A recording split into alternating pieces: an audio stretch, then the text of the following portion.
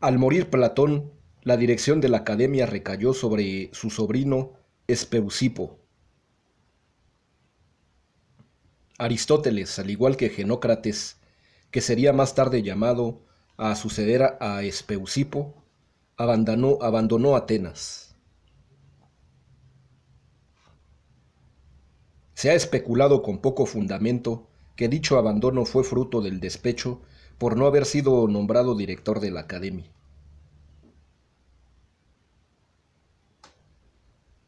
En cualquier caso, ello habría sido imposible por razones jurídicas. Aristóteles no era ciudadano ateniense y por lo tanto no podía aspirar a un cargo que implicaba, entre otras cosas, la gestión de bienes inmuebles de la ciudad de Atenas, algo vedado a un meteco como él.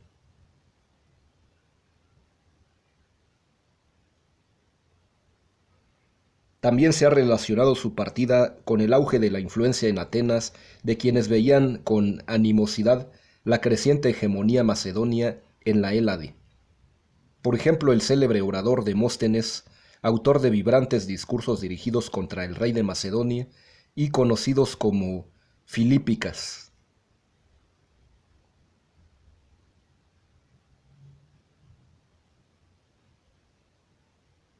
Tras dejar Atenas, Aristóteles recalca en Asos, ciudad-estado de la Tróade, en el noroeste de Asia Menor, invitado por Hermias, tirano de la ciudad cercana de Atarneo y amigo de Próxeno, que, como dijimos, fue tutor de Aristóteles al quedar este huérfano.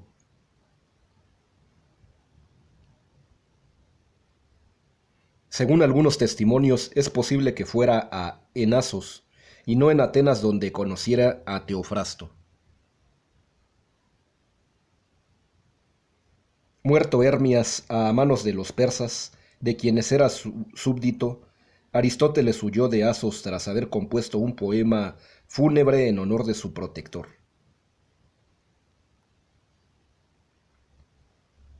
Para entonces se había casado con Pitia, sobrina del tirano.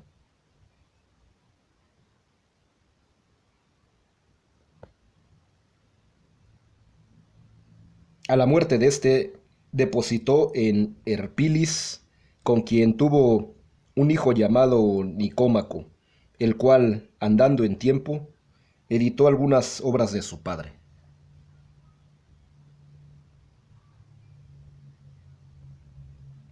Al abandonar Asos, donde había permanecido 3 años, viajó a Mitilene en la isla de Lesbos, a instancias de Teofrasto, natural de Ereso, otra ciudad de esa misma isla.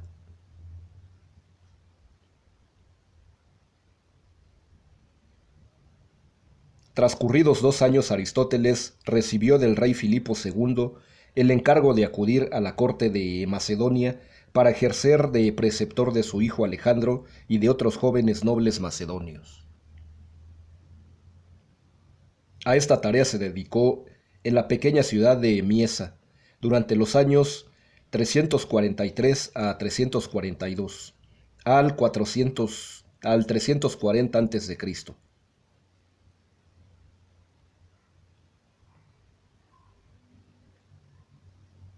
Desde entonces hasta el 336 al 335 a.C., residió con su familia en la ciudad natal de Estagira durante unos años de notable fecundidad en sus investigaciones sobre la naturaleza.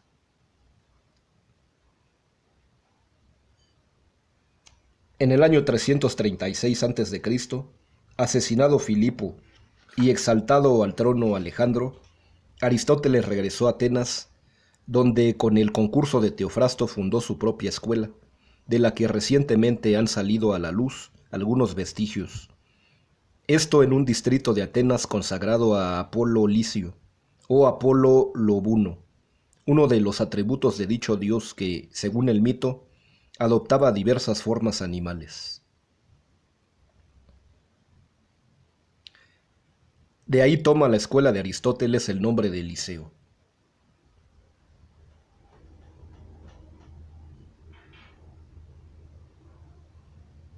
Allí Aristóteles dictó las lecciones que constituirían luego la mayor parte de su obra conservada, hasta la muerte de Alejandro, acaecida en Babilonia el año 323 a.C.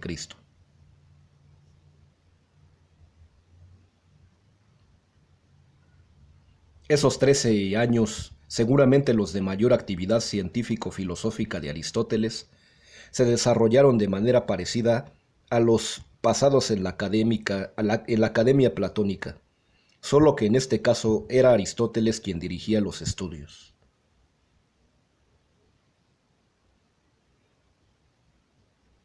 En efecto, al igual que la academia, los asistentes a las lecciones del Liceo, la mayoría procedentes de fuera de Atenas como el propio Aristóteles, debían proveer por sí mismos de su manutención, aunque no abonaban estipendio alguno a quienes ejercían como profesores.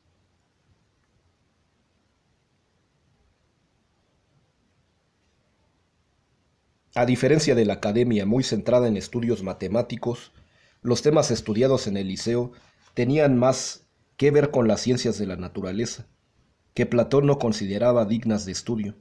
De hecho, no les reconocía estatuto científico alguno, debido a su falta de exactitud.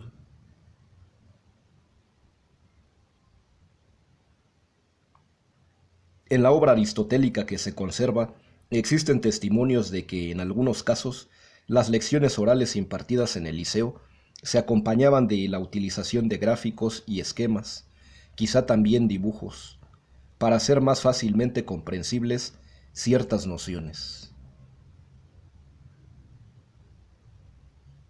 En cualquier caso, está claro que Aristóteles, en sus lecciones de lógica, utilizaba símbolos literales para representar los términos cuyo significado era irrelevante para la validez de la argumentación.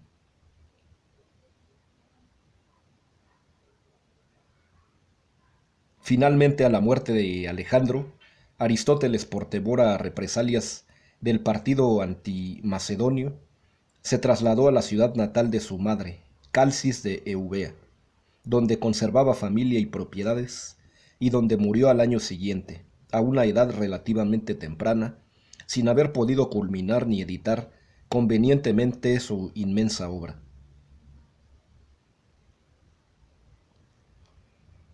El Liceo, bajo la dirección de Teofrasto, prosiguió su actividad investigadora, docente e investigadora, aunque a la larga la escuela, también llamada peripatética, por la costumbre de sus miembros de discutir dando vueltas, esto es, peripatein, al jardín de la finca. No tuvo la estabilidad de la academia y trasladó el grueso de su actividad a Alejandría, bajo la protección del reino helenístico de los Ptolomeos.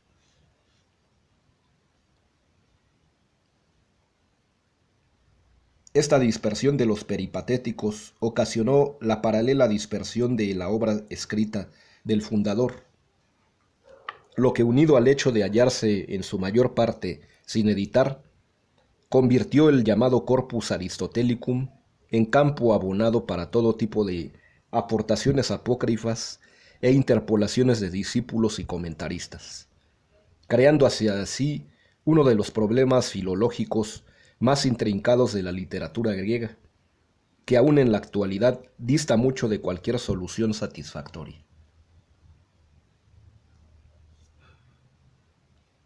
Obra.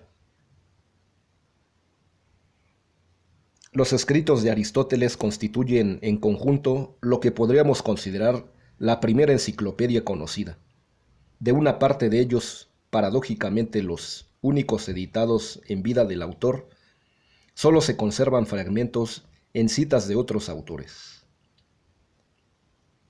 Del resto, formado en su mayoría por guiones y síntesis para la lectura en clase, cuando no por apuntes de discípulos, ha llegado hasta nosotros una masa considerable, editada sistemáticamente por primera vez, de forma aproximada a como hoy los conocemos.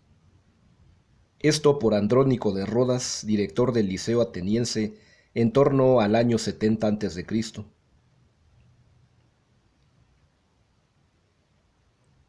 Una parte de los títulos atribuidos a esas obras es responsabilidad del propio Andrónico, pues se conocen diversos catálogos entre los que hay importantes divergencias, fruto de la dispersión geográfica y del carácter provisional de los textos, tal como se ha señalado al final de la sección anterior.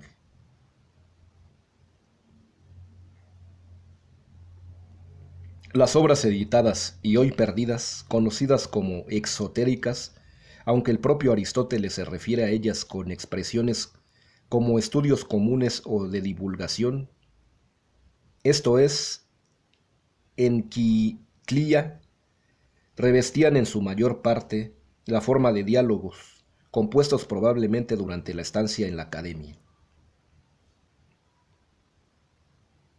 He aquí algunos títulos. Acerca del alma, protréptico o exhortación, en gran parte recientemente reconstruido e incluido en este volumen. Político, acerca de los poetas, acerca de la filosofía, acerca de la justicia.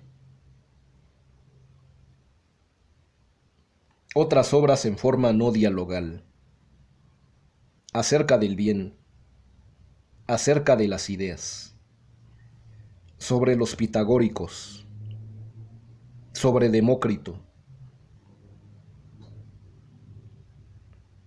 Los escritos escolares o esotéricos de uso interno, supuestamente perdidos durante un tiempo hasta su recuperación por el Liceo ateniense en época de Andrónico, aunque al parecer los peripatéticos de Alejandría siempre dispusieron de ellos, acabaron eclipsando por completo los diálogos y demás textos publicados en vida del autor, los cuales, al dejar prácticamente de editarse, se perdieron.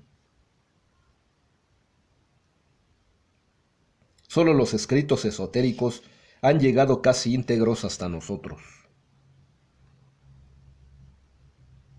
Este hecho no parece tener otra causa que la mayor enjundia doctrinal de unas obras sistemáticas destinadas, no al público en general, sino a un selecto grupo de estudiosos, en este caso los miembros del Liceo, lo que las hacía mucho más interesantes y dignas de estudio para las escuelas filosóficas de la Baja Edad Media, particularmente para los neoplatónicos, que acabaron siendo los más importantes exégetas del pensamiento aristotélico y los principales vehículos de su transmisión a la posteridad.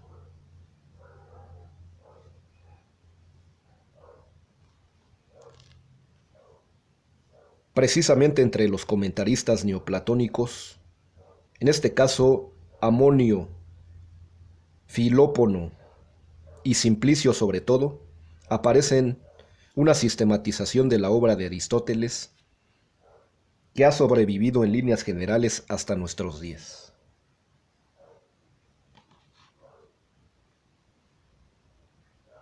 Según esta clasificación, tenemos en primer lugar los escritos llamados particulares, básicamente cartas, que versan sobre asuntos de índole no científica.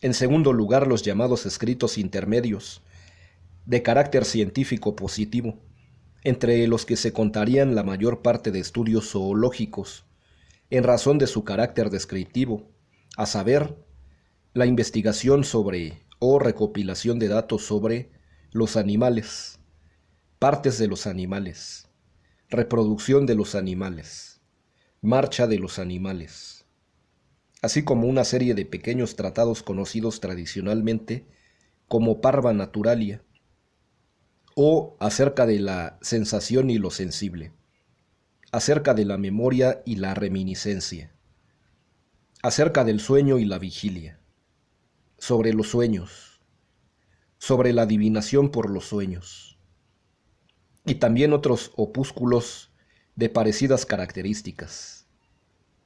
Esto es, sobre la longevidad y la corta vida, sobre la respiración, sobre la vida y la muerte, sobre la juventud y la vejez, y la recopilación de constituciones de estados griegos, entre las que se ha conservado la Constitución de los atenienses. Por último, los escritos generales u obras de contenido científico y tratamiento sistemático divididos en hipomnemáticos o recordatorios o guiones de lectura, y sintagmáticos, estructurados como obras completas en sí mismas.